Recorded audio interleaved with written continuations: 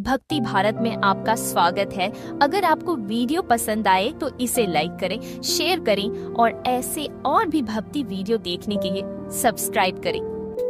राधा रानी जी कैसे अवतरित हुई इस धरती पर, उसका वर्णन है। एक बार की बात है, जब भगवान को मोहिनी अवतार हुआ भगवान का, तो मोहिनी अवतार के उस रूप पर 33 करोड़ देवी देवता न्यौछावर हो गए। सबके मन में यह आया, ये जो प्रकट हुई हैं, ये हमको हमारी गृहिणी के रूप में अगर प्राप्त हो जाए। इंद्र वरुण सब देवता मोहित हो गए कि एक बार तो हमें देख भर लें, दृष्टिपात कर दें, उससे हमारा कल्याण हो जाए।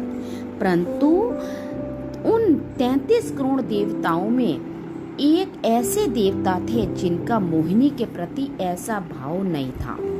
वो देव थे सूर्य देव। सूर्य देव ने जब मोहिनी के सौंदर्य को देखा तो उनके मन में भाव आया, इतनी सुंदर सुंदर कुमारी, इतनी कोमल, इतनी मधुर, सबको तो लगे हमारी पत्नी बने, लेकिन सूर्य देव को लगे हमारी बेटी बन जाए, मुझे पुत्री रूप में प्राप्त हो जाए। जब सूर्य देव के मन में ये भावना हुई तो मोहिनी ने कटाक्ष नेत्रों से सूर्य देव की ओर देखा।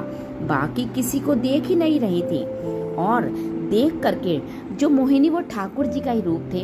ठाकुर जी ने ही सब को मोहित करने के लिए राक्षसों को अमृत मंथन के टाइम मोहिनी का रूप लिया था। विष्णु भगवान ने, ठाकुर जी ने। तो जो मोहिनी थी वो उनको कटाक्ष कर एकदम देख रही थी, सूर्य देव और ठाकुर जी, मतलब ठाकुर जी मोहिनी बने हुए थे। उन्होंने ऐसा इशारा किया, अच्छा आपकी ऐसी इच्छा है? तो सूर्य देव बोले, जी भगवान, मेरी बहुत अभिलाषा है कि मेरी पुत्री रूप में मेरे यहाँ पधारो। ठाकुर जी बोले, इतना साधारण नहीं है हमको पाना पुत्र रूप में, फिर आसान होगा, लेकिन पुत्री रूप में ये तो कठिन है।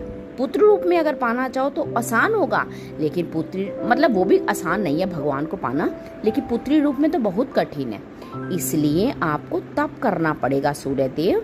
सूर्य देव बोले, मैं आज से ही तप करना शुरू कर दूंगा, लेकिन आप वचन दो मेरे यहाँ पधारोगे ठाकुर जी, मोहिनी के रूप में जो थे, और इसी रूप में पधारोगे, मतलब मोहिनी रूप में।